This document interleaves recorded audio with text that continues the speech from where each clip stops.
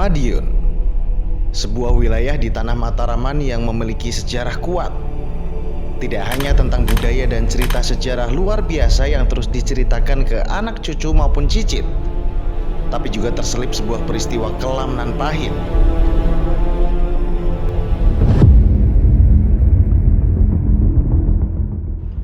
Tentu saja, stigma masyarakat tentang Madiun tak pernah lepas oleh sejarah kuat Palu Arit. Tapi kenapa? Ada apa? Apa yang sebenarnya terjadi 74 tahun lalu? Bukan di tempat pemakaman umum. Oh iya? Di sawah-sawah. Oh iya? Bikin lubang. Berarti seolah-olah dibuang gitu? Iya, ditumpuk jadi satu. Saya tahunya lagi ada pembunuhan di Sungai Madiun. Itu ada orang-orang dibunuh, banyak mayat-mayat. Bapak ngelihat sendiri? Iya. Bapak ngelihat sendiri peristiwa? Saya melihat itu.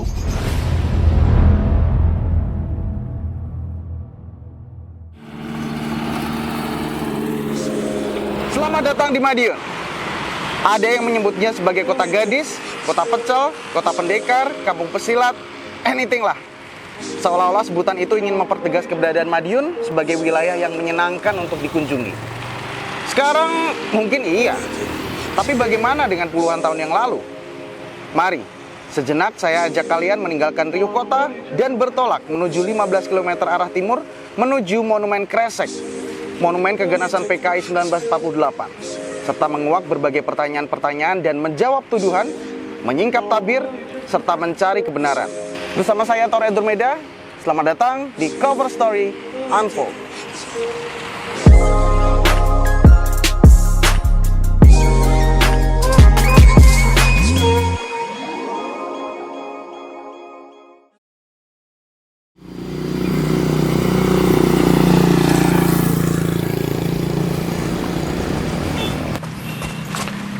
Halo Pak. Halo juga. Halo, selamat pagi Pak. Pak Sunarto ya Pak ya? Iya. Iya Pak. Wah, lagi jaga Monumen Kresek Pak ya? Iya, betul. Ini per orang bayar berapa Pak kalau masuk? 3.000 per orang. 3.000 per orang. Dari jam berapa sampai jam berapa nih? Dari jam 8 sampai jam 4 sore. Dari jam 8 pagi sampai jam 4 sore. Oke.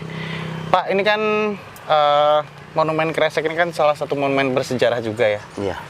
Pak Sunarto tahu nggak sih, ini dulu tuh tempatnya seperti apa? Karena dengar-dengar katanya dulu tuh sini hutan, terus pemukiman warga. Betul, Benar nggak? betul sekali. Dulu pemukiman warga dan sebelah selatan itu hutan. Situ hutan? Hutan.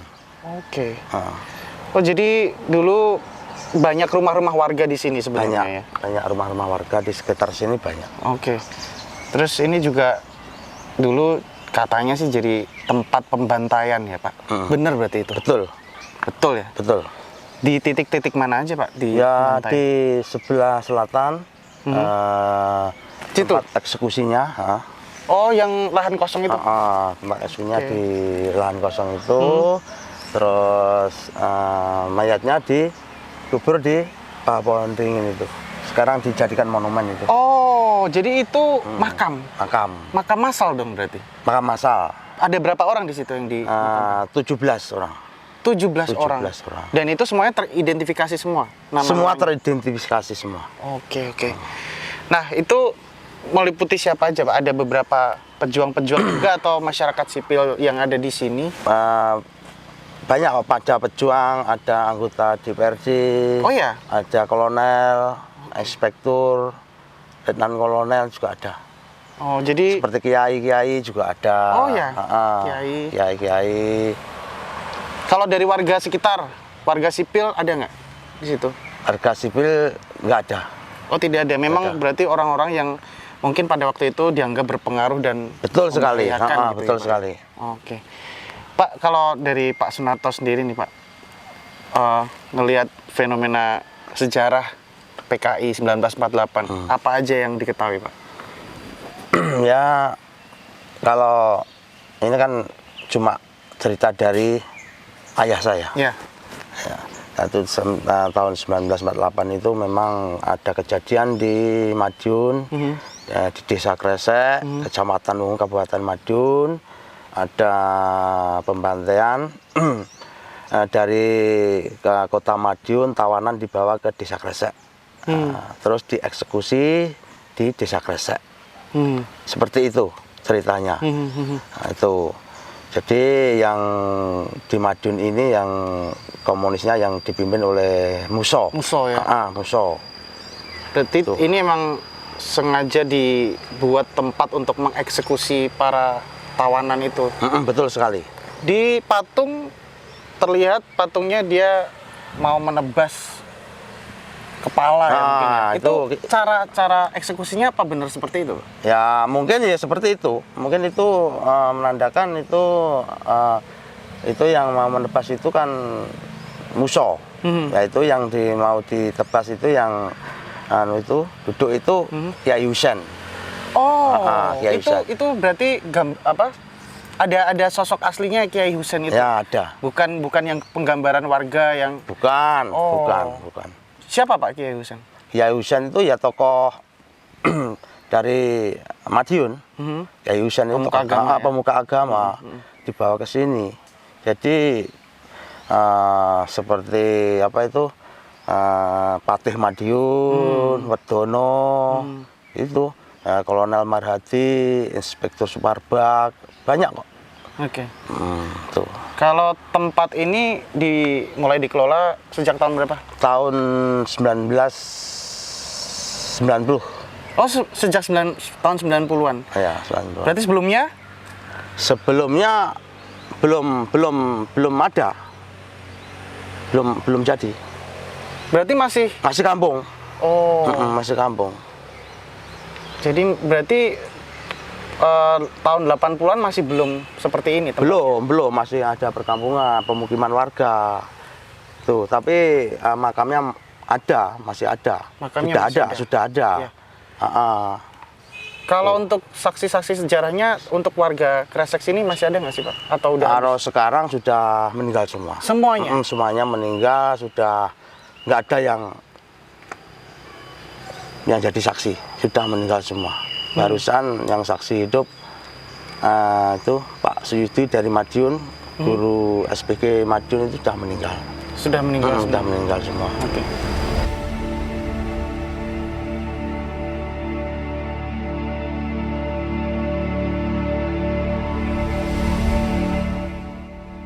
Oke, ada 17 orang, meliputi banyak ini ya, banyak tokoh ya. Ada Patih, anggota DPRD, pegawai dinas kesehatan. Wedono itu apa Pak? Wedono itu ya seperti apa itu wakil lah. Oh, wakil. Wakil. Oke, ada guru juga ya? Iya. Ada wartawan juga? Ada juga wartawan. Ada tokoh masyarakat, ulama, ada agen polisi juga. Pak, ini berarti total yang dimakamkan di sini di dalamnya 17 jenazah ya? 17 jenazah. Kalau untuk jenazah yang belum teridentifikasi ada juga nggak Pak? Kalau yang belum tidak dikenal gitu? Kalau di sini teridentifikasi semua. Okay. Kalau di luar sini mungkin juga ada di luar area Monumen Gresik. Oh ya? Yang belum teridentifikasi banyak mungkin. Dan mereka dimakamkannya di pemakaman umum atau seperti mereka dimakamkan ya, yang asal gitu? Enggak, kalau makamnya juga di sembarang tempat kalau dulu. Oh. Bukan di tempat pemakaman umum. Oh iya. Di sawah-sawah. Oh iya. Bikin lubang. Berarti seolah-olah dibuang gitu? Iya, ditumpuk jadi satu. Oke. Dan itu yang mungkin tidak dikenal ya, jenazah-jenazah yang tidak betul dikenal. Sekali. Dan salah satu cara eksekusinya dipenggal. Ya, dipenggal. Sama seperti yang yang di tuh patung di atas. Dengan diikat lalu diikat terus dipotong kepalanya. Oke. Nah, ini kalau untuk pengunjung yang datang ke sini, mereka lebih banyak untuk melihat monumennya atau ziarah juga? Ya Ada sih yang cuma melihat, terus ada yang ziarah di sini juga ada. Ziarah di sini. Ha-ha. Ini mungkin untuk bunganya Iya atau apa? betul, ini untuk tempat bunganya untuk. Oke. Tapi ada beberapa pengunjung yang memang mereka datang untuk ini ya. Betul. Nyekar lah ya. Betul sekali. Banyak yang kerabatnya yang sering datang ke sini. Tahu 1 tahun sekali, berapa bulan sekali ke sini untuk ziarah. Biasanya dari mana aja Pak pengunjung? Pengunjung ya banyak dari Luar kota mungkin? luar kota juga banyak, luar provinsi juga ada. Tuh. Iya, iya.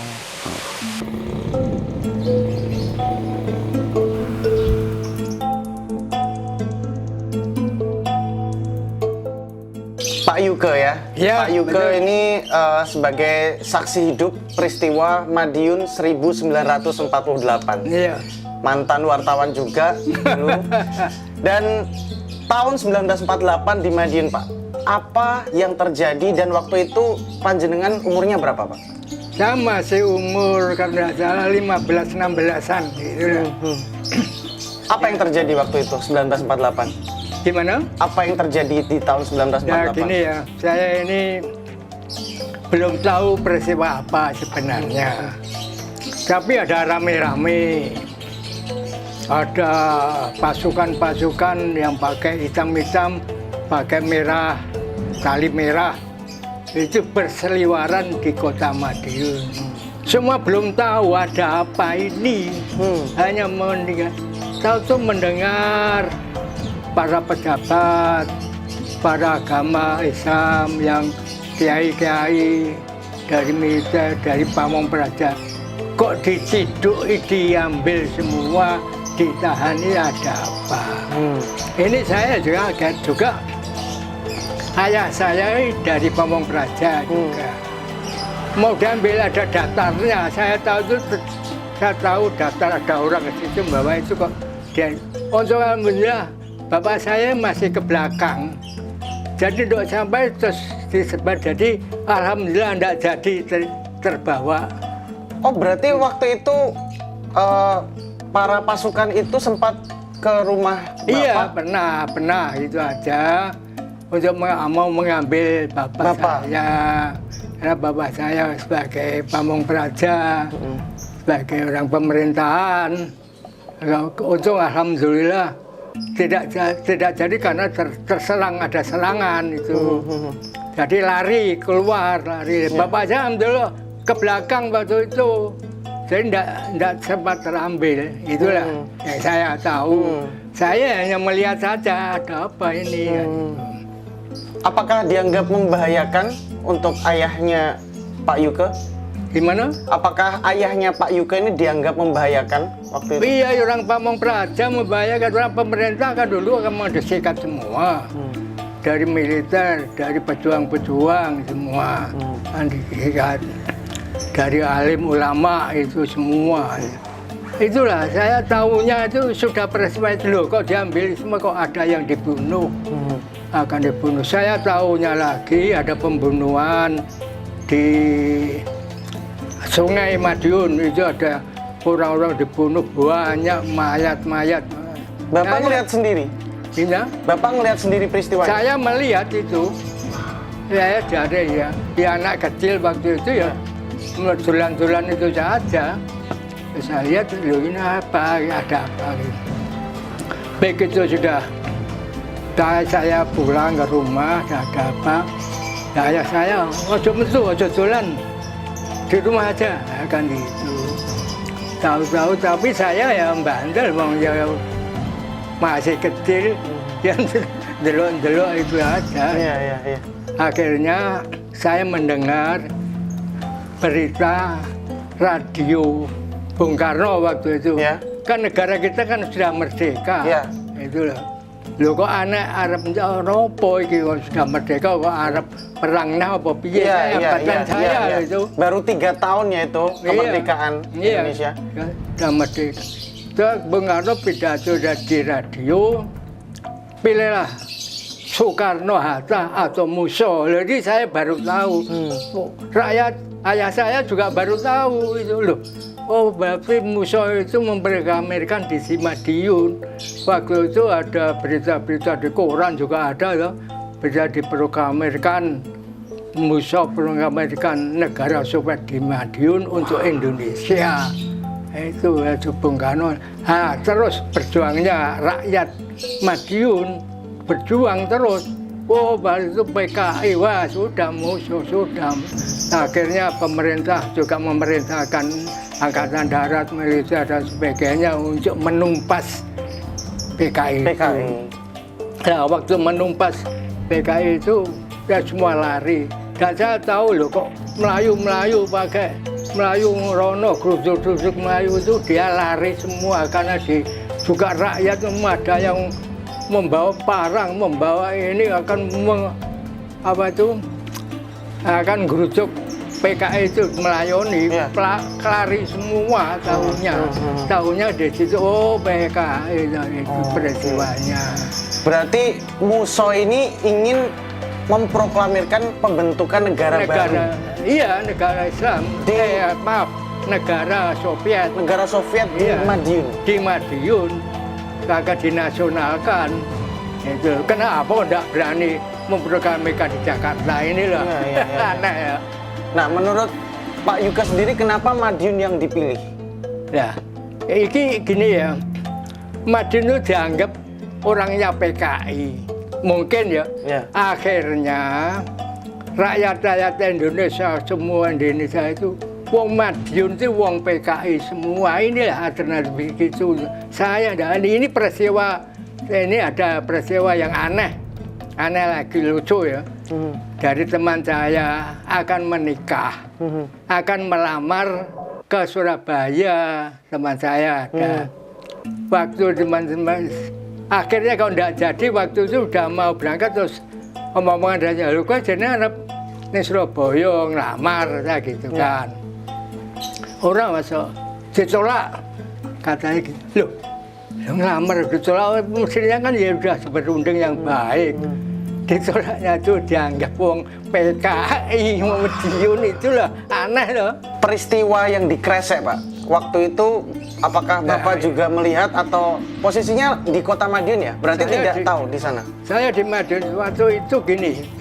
Dari semua pejabat militer, kepolisian, Pamong Praja, lurah, apa itu, pokoknya pejabat pemerintahan dikumpulkan, dinaikkan truk, dibawa ke Kresek. Itu ceritanya, saya tidak tahu. Tapi ada cerita pada saya gitu, dibawa ke Kresek, diberi salah satu tempat rumah. Rumah itu akhirnya ya dibunuh, ditembak itu sudah ada. Ditembak? Iya, ditembak juga. Bukan dipenggal?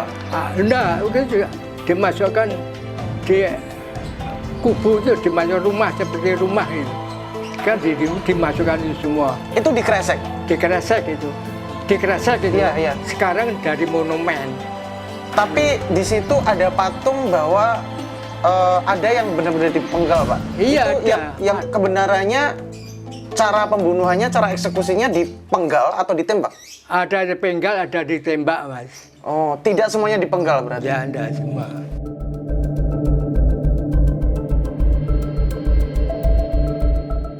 Kesaksian Pak Yuke yang melihat langsung peristiwa pembantaian PKI di depan matanya seolah menyingkap tabir bahwa kekejaman PKI memang nyata dan benar adanya. Tapi sepertinya bukan tentang komunis ataupun logo Palu Arit yang ditakuti selama ini, tapi lebih tentang politik dan kepentingan yang mendasari tragedi berdarah ini. Ya, lagi-lagi ini tentang kepentingan serta kekuasaan yang diwarnai dengan pemberontakan, di mana Madiun akhirnya dijadikan PKI sebagai basis gerilya. Tapi kenapa harus Madiun? Karena nyatanya pembantaian juga terjadi di banyak tempat sehingga muncul sebutan sumur-sumur neraka di beberapa titik untuk mengubur orang-orang yang dibantai. Setidaknya ada 7 lokasi sumur neraka itu di mana para korban terdiri dari para penduduk sipil, pejabat pemerintahan, setingkat camat, bupati, polisi, dan tokoh masyarakat lainnya. Selain itu ada 2 lokasi lain yang dijadikan sebagai lokasi The Killing Fields, di antaranya di ruang kantor serta halaman pabrik gula Goranggareng dan Soco.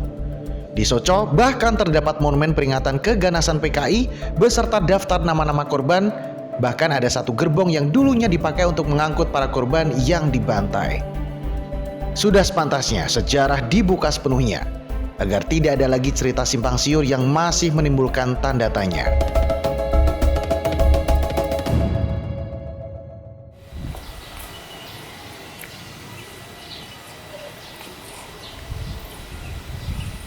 Pak Desulung, selamat siang, luar biasa. Akhirnya ketemu lagi. Ketemu lagi. Bisa ngobrol-ngobrol lagi. Luar biasa sekali. Pak Desulung ini salah satu tokoh pemerhati sejarah juga di Madiun dengan HVM-nya. AVM. Historia Van Madiun, dan sepertinya dengan posisi itu sangat layak untuk saya ajak ngobrol masalah ini. PKI dan Madiun, Pak De. Ya.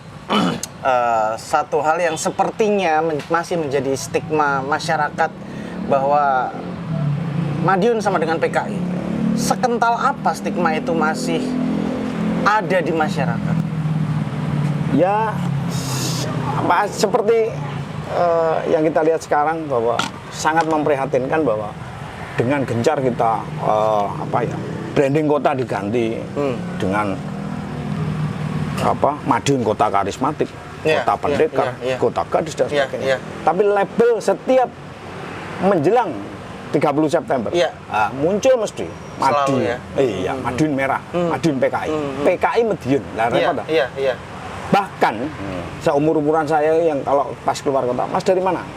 Madiun, PKI ya? Wow, sekental itu. Sangat menyakitkan. Oh iya, sering sekali mendapatkan ya, kata-kata seperti itu. Alhamdulillah ada penurunan, sedikit penurunan. Jadi nggak kayak dulu. Jadi seolah-olah mereka yang dari luar kota mendengar kata dari mana Madiun. Mereka itu branding istilahnya ucapan yang pertama muncul Madiun kota PKI. Sebenarnya mereka pengen tahu sebenarnya apa sih yang terjadi di Madiun dengan PKI-nya. Jadi mereka mungkin melihat PKI Madiun mungkin dari beberapa karena brandingnya terlalu kental, branding juga ya, dengan peristiwa Madiunnya juga ya. Terlalu wow. Ya, berarti pertanyaan berikutnya adalah seberapa banyak atau masih adakah pengaruh paham komunisme di Madiun, atau sebenarnya itu tuh nggak ada gitu? Kita harus membedakan ya sebenarnya paham komunis itu apa sih? Kalau ngomong PKI itu kan Partai Komunis Indonesia. Paham yang dipakai partai itu komunis, yang istilahnya bergerak atau beraktivitas itu kan partainya, bukan pahamnya. Apa salahnya paham kan begitu? Tapi karena ada sebuah kejadian yang ada di Madiun bahwa sebuah gerakan yang dilakukan secara lembaga itu partai politik, notabene Partai Komunis Indonesia yang ada di Madiun, akhirnya jadi sebuah kejadian yang membahana, bau kan gitu. Nah, akhirnya stigma itu kan munculnya komunis dengan PKI itu sama. Yang lebih parah untuk generasi-generasi muda itu dianggap PKI sama dengan komunis sama dengan ateis. Itu kan lebih ekstrim. Padahal kalau dilihat dari kultur kita yang ada di Madiun, jauh lah kalau dari ngomong dari paham istilahnya ateis ya. Karena kita tahu sendiri masjid-masjid kuno yang ada di Madiun itu ada 2-3. Itu sudah kuno banget, 1700 sekian. Masjid Aman, Masjid Kuncen, bahkan Masjid Agung itu kalau nggak salah sekitar 1800 berapa gitu ya. Kan nggak mungkin PKI tahun 1900 pasca kemerdekaan terbentuk sebuah partai, terus itu mendasari sebuah kita ngomongnya paham itu ateis kental ini, jelas nggak mungkin. Bahkan ada beberapa orang yang sepertinya menganggap bahwa logo Palu Arit itu karena PKI-nya sudah kental dengan kekerasan, pembunuhan, penyiksaan, seolah-olah Palu dan Arit itu menyimpulkan bahwa yaitu dibacok atau padahal itu juga logo dari penggambaran dari simbol buruh dan tani. Betul. Jadi pada dasarnya kalau ngomong kita ngomong secara keilmuan aja bahwa paham komunis itu berbasis sosial, sosial dalam arti duduk sama rendah, berdiri sama tinggi. Betul. Itu menurut Karl Marx ya. Karena berbasis di grassroots, mereka mengambilkan buruh Betul. industri dan buruh tani. Kaum akar rumput. Betul. Dengan lambang palu itu sebagai Buruhnya. industri. Nah, si aritnya itu kan buruh tani. bukan petani, tapi lebih cenderung ke buruh tani. Buruh tani. Gitu loh. Nah, karena partainya berpaham komunis, mereka mengambil itu salah satunya. Jadi bukan sebuah gambaran kekerasan bahwa kalau ada arit berarti bacok, ada palu pedung. Itu loh kadang-kadang yang mindset akhirnya jadi sebuah paradigma atau persepsi yang salah bahwa kita tuh terlalu fobia atau parno dengan melihat simbol tertentu ya, betul. Susah. Iya. Dan peristiwa di Madiun 1948 ini emang satu hal yang menasional ya, satu fenomena atau kejadian yang besar gitu. Bahkan mungkin setiap 30 September juga ada kesalahan. Ini 30 September setahu saya kejadiannya bukan Madiun. Betul. Dijadikan hari kesaktian Pancasila karena setelah kejadian 30 September. Tapi pada saat kita merayakan hari besar itu, peringatan itu, yang muncul malah Madiun Affair. Padahal Madiun sendiri 19 September. Betul. Tahun 48. Lebih dulu. Kalau yang di Lubang Buaya di Jakarta 65. Betul. Di mana itu terjadi pembunuhan 7 jenderal. Itu yang diperingati 30 September. Betul. Tapi yang muncul Madiun Affair. Nah, nggak fair banget deh. berarti harusnya yang diperingati di Madiun bukan 30 Septembernya, tapi 19 Septembernya. Betul. Itu. Kenapa Madiun yang dipilih oleh PKI? Ini sepertinya Madiun begitu spesial untuk PKI. Kalau mau dijawab istimewanya Madiun kayak apa, sangat istimewa banget. Sekarang kalau dilihat Belanda dengan VOC-nya, mereka membangun pabrik besar-besaran di area Mataraman. Kita lihat ada berapa pabrik gula di Madiun. Pabrik gula, iya betul. Pusat perbaikan kereta api, pusatnya ada di Madiun juga. Kita sendiri nggak tahu pertimbangan apa yang diambil. Mengapa Belanda, terutama Raffles, sampai membangun kota Madiun itu sebagai kota metropolis. Kalau kita mempelajari era-era di kolonial, terutama bangunan-bangunan kolonial yang ada di kota Madiun khususnya, itu istimewa banget, modern banget pada saat itu. Pertanyaannya kan belum terjawab. Kenapa mereka memilih Madiun? Padahal ada Jogja, ada kota-kota besar lain. Kenapa Madiun begitu kalau spesial? Ngomong industri harusnya dekat dengan istilahnya jalur transportasi. Kita nggak punya, jauh dari laut. Kiri kanan gunung. Kita ada di lembah. Apa sih istimewanya? Karena kita memang belum terjawab sampai di situ. Kemudian sebuah partai yang berpaham komunis ikut di situ. Why? Muncul pertanyaan juga dan jadi sebenarnya jadi PR kita semua. PR kita bersama berarti. Ada apa Madiun? Iya, ada apa? Bahkan Mataram pun, kita ngomong kerajaan Madiun, ampun. Kita cerita Retno Dumilah. Menyerang Madiun sampai berapa kali, sampai kesel, perang akhirnya dirabuai. Jadi memang ada beberapa fakta-fakta yang masih kusut ya, masih abu-abu. Betul. Termasuk juga terkait Muso. Nah, ini menarik juga bahwa saya dengar cerita juga dari Pak D bahwa Muso dibunuh bukan dengan ditembak tapi jelas ya. Ini konon kabarnya kayak begini. Jadi dalam sebuah pelarian, kalau ngomong Muso ateis, nonsen.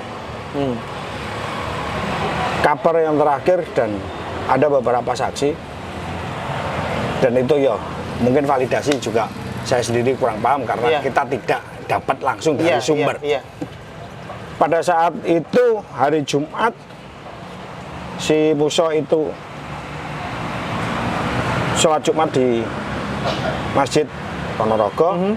Setelah habis Jumat ada yang mengenal dan diteriakin copet. Larilah Muso. Kejar kena masyarakat, digebukin. Dan setelah itu baru ada beberapa aparat yang mengamankan. Konon kabarnya kayak begitu. Jadi bukan karena sosok Musonya, tapi ya mungkin karena ada sosok Muso ini lalu diteriaki copet. Betul. Jadi pengertian yang ada di masyarakat di situ pada saat itu yang tersiar mengejar copet. Padahal adalah sosok Muso itu sendiri. Luar biasa. Oke, Pak Deslo, mungkin terakhir ya. Ada beberapa fakta-fakta yang harus diluruskan memang terkait Madiun 1948. Apa yang perlu diluruskan ke generasi muda terkait Madiun 1948 dan peristiwa Kresek khususnya? Diluruskan lurusan dalam arti begini. Kalau saya sebagai pemerhati sejarah, begitu kusutnya sejarah memang. Yang perlu diluruskan bahwa sebenarnya bukan kejadian 48. Tapi kita harusnya berpikirnya bahwa kenapa PKI milihnya di Madiun? Padahal tokoh-tokoh orang-orang PKI itu, tokoh-tokohnya tidak ada satupun yang asli orang Madiun. Satupun. Muso, Untung, siapa lagi? Udah sebutkan. Yang asli orang Madiun mana? Nggak ada. Aidit pun juga bukan. Bukan. Kenapa harus Madiun yang PKI? Padahal Madiun sendiri punya Sentot, punya Ronggo, banyak tokoh-tokoh besar. Iya. Tokoh-tokoh nasional. Bahkan seorang putri Retno Dumila itu aja sampai jadi sebuah legenda Mataram melawan Madiun. Gak bisa diselesaikan dengan perang. Madiun itu bukan sembarangan. Bahasanya kayak begitu. Jadi kita harus memahami bahwa Madiun itu bukan apa. Dan memang ada beberapa stigma-stigma yang memang seharusnya dihapus bahwa ya Madiun bukan sarang komunis, Madiun bukan sarang kekejaman, tapi memang kadang mungkin generasi kita kena getahnya dari kejadian dulu aja gitu. Ya karena gini, fakta yang ada bahwa partai itu berbasis pada buruh dan tani. Jadi buruh industri dan buruh tani. Memang Madiun rata-rata karena ada industri, ada banyak pertanian. Mereka akan akhirnya jadi secara profesi sebagai buruh. Dan partai komunis, dia berpaham komunis itu istilahnya membela rakyat-rakyat yang ada di paling bawah. Iya, kaum-kaum grassroots. Betul. Sama sekarang kalau dipikir, orang ikut serikat buruh, apa mereka tahu dengan struktural yang ada di serikatnya, gitu. Jadi kalau dibilang Madiun orang PKI, loh, lah ini pengurusnya bukan orang PKI, loh. Berarti Madiun bisa dikatakan masyarakatnya yang terdampak oleh PKI, sebagian besar kan hanya objek. Ya. Jadi kalau dibilang kader partai juga bukan, yang ada simpatisan. Jadi hanya ikut-ikutan kan kayak begitu. Karena memang secara kultur mereka berprofesi ada di bawah naungan partai. Berarti bisa kita tarik kesimpulan bahwa Madiun bukan sarang komunis ataupun PKI karena tidak ada satupun orang PKI yang dari Madiun. Kemudian juga bukan komunismenya yang salah, tapi PKI-nya, partainya. Karena komunisme merupakan satu faham, satu ideologi di mana faham itu juga merangkul kaum-kaum bawah, ya, grassroots. Dan di negara-negara yang lain yang berpaham komunis sampai sekarang yang nggak ada saling membunuh juga nggak ada. Cina nggak ada. Betul.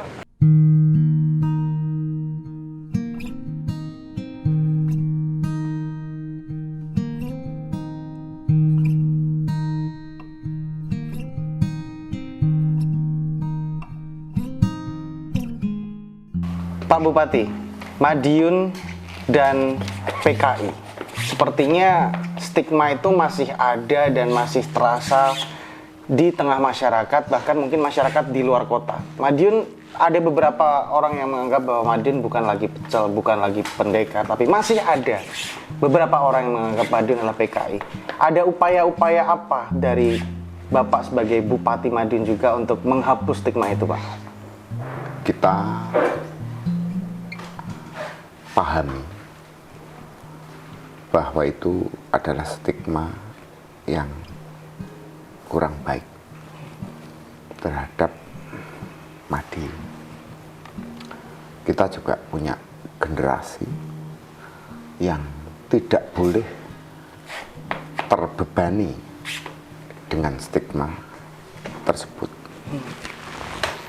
Dari awal kita sudah lakukan, mulai dari sisi edukasi sampai dengan di sisi menumbuhkan jati diri kita.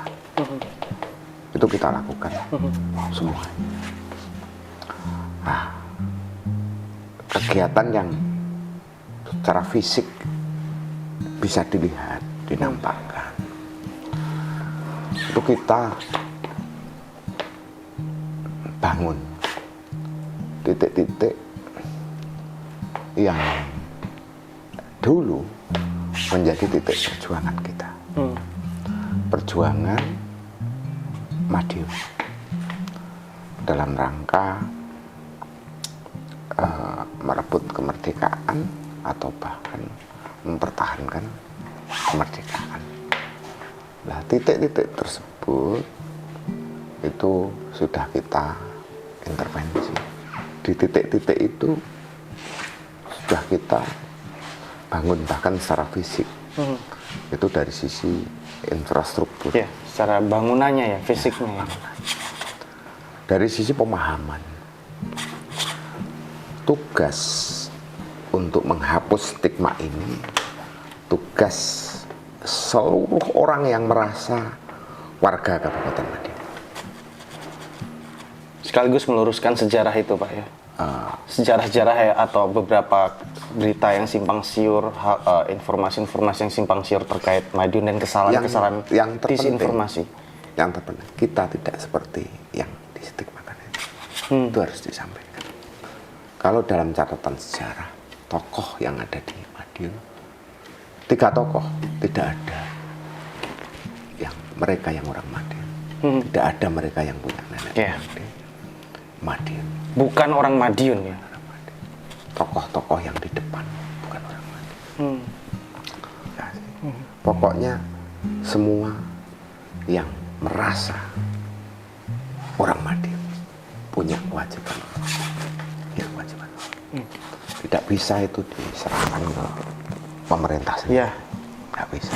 Tidak hanya tugas dari pemerintah daerah, khususnya pemerintah Kabupaten Madiun, tapi juga tugas bersama. Kita sudah lakukan itu semua. Bagaimana kita akan melakukan edukasi di anak-anak kita, anak-anak sekolah kita. Bagaimana kita, itu sudah ada timnya tersendiri. Kita bentuk seperti itu. Yang tentunya kita hanya ungkapkan bahwa Madiun tidak seperti itu. Dan merupakan tugas kita bersama untuk meluruskan sejarah yang sebenarnya terjadi, Pak. Betul.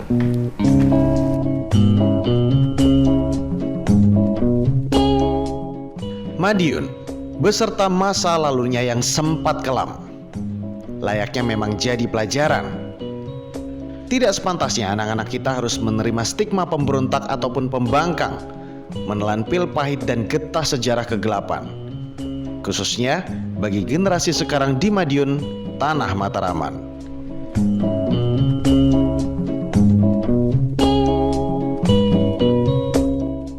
Sejarah kekejaman PKI harus diketahui generasi muda, agar peristiwa pengkhianatan PKI tahun 1948-1965 tidak dilupakan begitu saja.